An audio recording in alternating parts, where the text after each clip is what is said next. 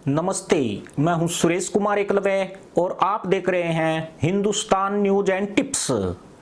20 साल के बाद अमेरिकी सेना ने 31 अगस्त की डेडलाइन से पहले ही अफगानिस्तान छोड़ दिया। आखिरी विमान अमेरिकी कमांडर और राजदूत को लेकर उड़ गया। अब अफगानिस्तान की जमीन पर सिर्फ तालिबान का कब्जा ही नहीं है, बल्कि आतंकी मुल्क पाकिस्तान भी परोक्ष रूप से काबिज हो गया है। साथ में कई ऐसी ताकतें भी हैं जो अफगानिस्तान पर गिद्ध दृष्टि गड़ाए हुए हैं। तालिबान समेत कोई भी ऐसा देश नहीं है जो अफगानिस्तान के अवाम का भला चाहता हो।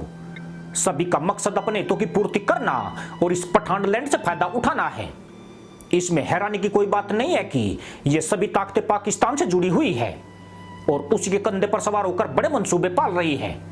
यानी अफगानिस्तान एक देश न होकर एक चकला घर बना दिया गया है, जहां उसका सौदा करने वाले दलाल और ग्राहक दोनों ही मौजूद हैं।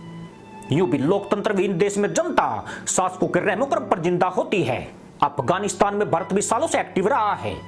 आज भारत भी तालिबान के आगमन से इस देश से बाहर हो चुका है, मगर इस देश में रहते हुए भारत ने आज जो आधार स्थापित किया था वह पूरी तरह छिन भिन नहीं हुआ है। भारत के सैकड़ों मददगार और हितैषियों को भारत मजबूत करके निकला है। यही वे तत्व है जो पाकिस्तान के लिए पहले भी चुनौती थे, आज तो कई बड़ी चुनौती बन गए हैं। इन्हें ट्रेस कर पाना तालिबान और पाकिस्तान के लिए बहुत मुश्किल काम है। ये तत्व अमेरिकी डाटाबेस का हिस्सा नहीं है, बल्कि इन्हें भारत खुद ऑपरेट करता रहा है। यह तत्व तालिबान और अफगानिस्तान के अलावा पाकिस्तान तक में फैले हुए हैं। कई बार अमेरिकी खुफिया एजेंसियों ने इनकी मदद के आधार पर कई सफल ऑपरेशन को अंजाम दिया है।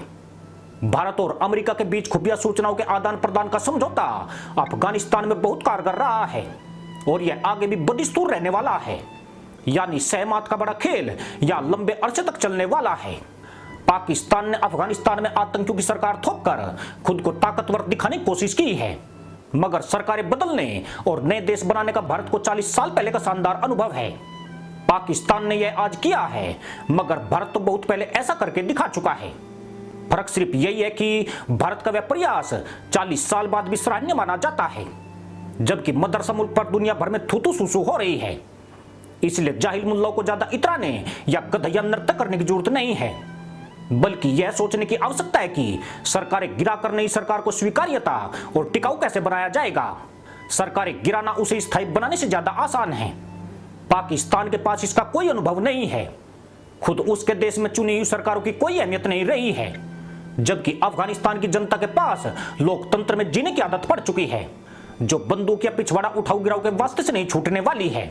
बड़ी चुनौती यह भी है कि इतने मुल्क तालिबान के पक्ष में नहीं हैं जितने उसके कुकर्तों की निंदा करने वाले और खिलाफत में खड़े हैं। खुद पाकिस्तान की हालत भी शेरों के बीच में खड़े गधे जैसी है। चीन जैसे देश को छोड़कर कोई भी पाकिस्तान के पक्ष में नहीं दिखता है। यानी जो मदरसा मुल्क अपने लिए समर्थन नहीं जुटा सकता वह तालिबान की नैया पार लगा पाएगा, इसकी संभावना प्रबल नहीं लगती है। ऊपर से अफगानिस्तान की ज्यादातर आवाम तालिबान के विरोध में खड़ी नजर आती है। स्थानीय जनता का उनको वह समर्थन हासिल नहीं है जिसके बल पर वह देश में शांतिपूर्वक शासन कर पाएंगे। इस देश में तालिबान के खिलाफ किसी भी वक्त विद्रोह भड़क सकता है। आज अफगानिस्तान 1996 वाला मुल्क नहीं रहा है। देश के युवा पहले के मुकाबले काफी जागरूक हो गए हैं। फिलहाल वे तालिबान की दहशत में जरूर जी रहे हैं, मगर जिस दिन वे इस दहशत की छत्र छाया से बाहर निकले, उनका आक्रोश तालिबान और उसके आकाओं को ले डूबेगा। तालिबान के विरोधी देश अब ऐसे ही मंसूबों पर काम कर रहे हैं, पर पाकिस्तान को खतरा सिर्फ तालिबान की सरकार की सुरक्षा ही नहीं है, उसके अपने भीतर भी बड़ा खतरा पैदा हो गया है। पाकिस्तान के बलूचिस्तान और खैबर पख्तूनख्वा प्रांत में तालिबान की वापसी ने आजादी की उम्मीद जगाई है। इन प्रांतों में बलूच विद्रोही और पश्तून लंबे वक्त से पाक आर्मी के खिलाफ जंग लड़ रहे हैं। इन इलाकों के स्वतंत्रता सेनानी तालिबान की जीत से उत्साहित हैं। अब वे ऐसी विदेशी ताकतों से संपर्क कर रहे हैं जो पाकिस्तान द्वारा तालिबान की गई मदद की भांति उन्हें भी इसी तरह का मोरल सपोर्ट और सहायता उपलब्ध करा सके। पाकिस्तान को अब बड़ा खतरा यही बन गया है।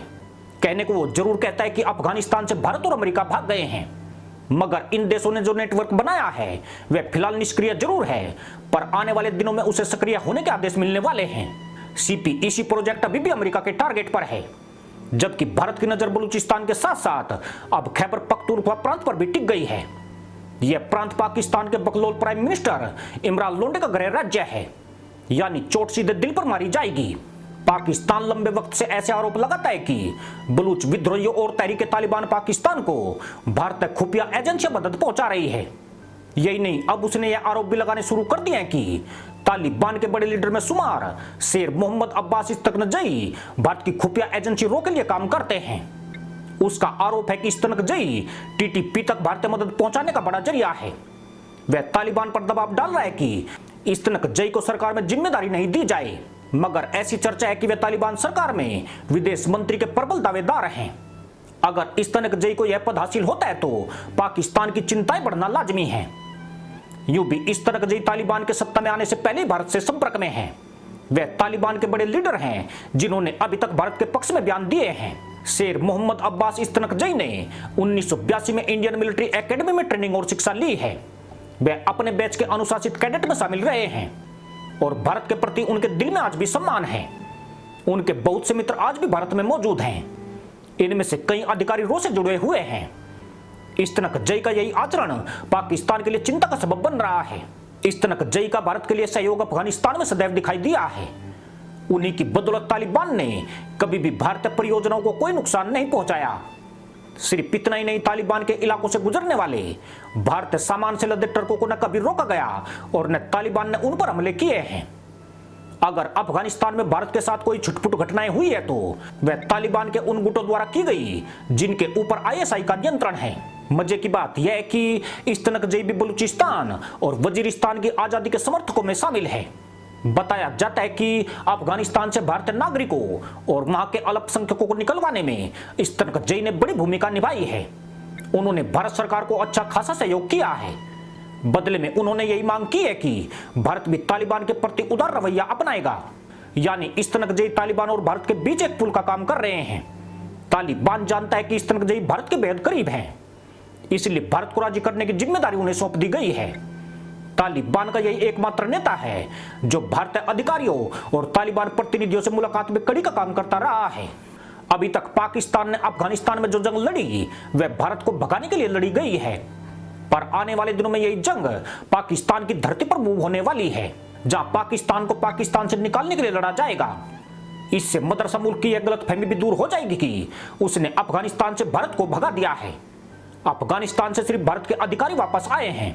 उनका नेटवर्क वहां जो का त्यों मौजूद है, जो फिलहाल स्टैंड बाय मोड पर रखा हुआ है। आने वाले दिनों में पाकिस्तान में फ्रीडम फाइटर ज्यादा उत्साहित होकर अपने मिशन को तेज करेंगे।